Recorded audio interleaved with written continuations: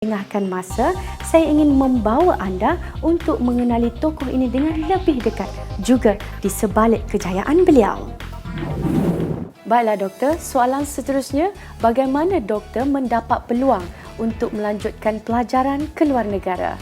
Ya, sebagai seorang pelajar di Maktab Rendah Sains Mara, Mara memang mengadakan satu peluang untuk memilih pelajar-pelajar yang mendapat keputusan yang baik ketika berada di tingkatan 4 dan tingkatan 5. Jadi program ini adalah program pemilihan pra-universiti. Melalui peluang yang saya dapati di MRSM ini, saya telah mengambil kesempatan sepenuhnya untuk mendapatkan grade yang baik di tingkatan 4 dan tingkatan 5, yang mana berdasarkan keputusan yang kita perolehi sebelum kita menjalankan SPM, Mara telah memilih dari segi prestasi kita dan menempatkan pelajar-pelajar yang bakal menduduki tempat di luar negeri ini berdasarkan keputusan telah dicapai sebelum SPM. Bila kita menerima allowance daripada Mara akan memberi kita 4 bulan sekali. Jadi dia akan bagi kita based on 3 kali bayaran setahun. Jadinya untuk kita menguruskan keuangan kita terpaksa mencatukan bil-bil kita, dan juga kita selalunya duduk bersama-sama dengan kawan-kawan yang lain. Jadi untuk menjimatkan masalah ekonomi kita. Itulah dia secara ringkasnya doktor memberikan penekanan tentang masalah keuangan yang boleh kita atasi. Boleh dijadikan juga sebagai panduan bukan sahaja malah saya, juga kepada anak-anak muda yang ingin menuntut ilmu ke luar negara. Jadi doktor, apakah pesanan doktor kepada mereka yang ingin melanjutkan pelajaran ke luar negara? Silakan doktor. Ya, bagi saya, bagi pelajar-pelajar yang ingin melanjutkan ke luar negeri pelajaran mereka, saya amat alu-alukan sebenarnya, dan saya amat berbangga sekiranya mereka membuat keputusan yang sedemikian. Tetapi ada beberapa perkara yang ingin saya pesan di sini. Yang pertamanya, dari segi persediaan, pelajar-pelajar perlu menyediakan diri mereka dari segi fizikal, dari segi mental, dan juga dari segi spiritual. Nombor 2, dari segi objektif, dia kena tahu mengapa dia pergi ke luar negeri ni.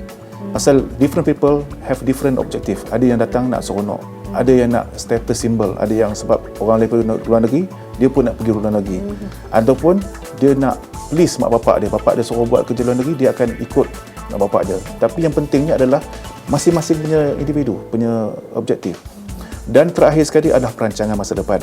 Jadi kalau kita lihat dari segi pelajar luar negeri ini, kadang-kadang kalau tidak ada objektif yang terang, tidak ada perancangan yang rapi, saya rasa lebih baik belajar dulu di universiti tempatan. Pasal kadang-kadang kita boleh dapat perancangan yang lebih baik, dan malah saya tengok banyak businessman yang sangat-sangat berjaya yang tidak perlu pergi ke luar negeri.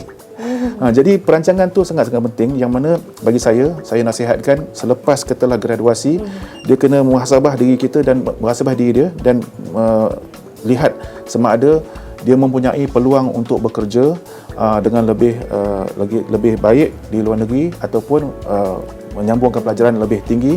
Tetapi perancangan itu sangat penting kerana ia akan dapat menentukan kerjaya dan kejayaan yang akan dikecapi oleh pelajar tersebut sekiranya mereka telah menjadi seorang usahawan, ataupun seorang businessman, ataupun seorang pakar profesional selepas graduation nanti. Ya. Itu terima kasih Dr.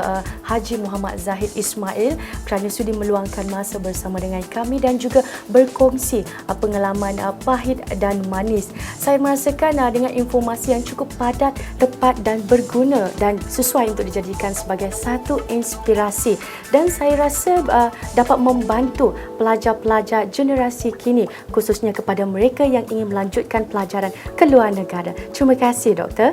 Sama-sama. Some people dream of success, while others wake up and work hard for it. Itulah dia kata-kata yang sesuai digambarkan untuk tokoh undangan kita pada minggu ini, iaitu Dr. Haji Muhammad Zahid Ismail.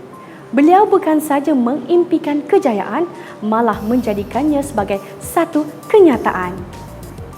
Terima kasih kepada institusi kewangan pendidikan kerajaan yang diterima oleh beliau. Usahanya kini menjadi lebih mudah. Diharapkan dengan paparan kami pada hari ini dapat memberikan informasi dan juga penerangan yang lebih berguna untuk dijadikan satu inspirasi.